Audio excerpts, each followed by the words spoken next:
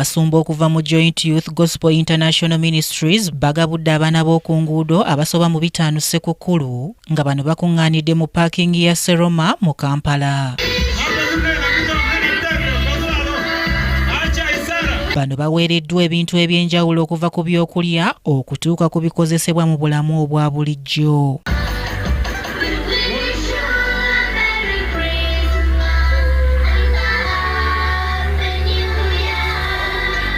Wano akulembeddemu enteekateeka eno omusumba mu Joint Youth Gospel International Ministries Mulika Emmanuel Fred ayogedde ku nteekateeka eno. Enteekateeka eno twakagikolera emyaka 15 kati nga enteekateeka eno tusisinkana abaana tujja mu kifo bwe kiti ne tubakungaanya tubabulira enjiri ne tubagabira ebintu tetukomaawo tujjamu abaana ne tubazaayo mu masomero era nga twetwogerera twakajjamu abaana 200 bonna bali masomero bakola ki basoma era ne mwaka ogujja tugenda kwongera okujjayo abaana abalala tubagatte ku masomero basome kubanga omwana w'omusomesa yagenda okufuga eky'eggwanga yagenda okuba omusawo yagenda okuba omusomesa ate ekirabo kyo kyasinza okusobola okuwa omwana bana kyamusomesa. Ono ayogedde ku ngeri gye bakwatamu abaana bano okutuuka okubatwala mu masomero. Aba LCZ batuyambyeko nnyo okutuusa ku bantu abo abatalina mwasirizi bamulekwa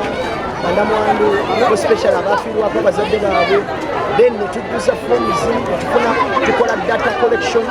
kubanga twewandisa ne gavumenti tulina ne certificate etukkiriza okukola data collection netubajjako information eyo netugifayiringa then abaana abo netubatwala mu masomero netusasula school fees netuba tusobodde n'ebitabo naye most cases tutwala school fees abaana abo ne basoma. Abasumba bano basinzidde wano okukubira gavumenti omulanga okufaayo ku bantu nga bano. Abantu bangi balina ssente nakati ennaku enkulu zino zituuse naye abamu bagenda kulya n'emmere bagisuule n'ogisuula naye ngeri abantu abandi badde basobola okufuna emmere oba obuyambi ofaanaganako bwe kati kwekusaba kwange Mukama atukwateko bakwate ku bantu bonna abakkiriza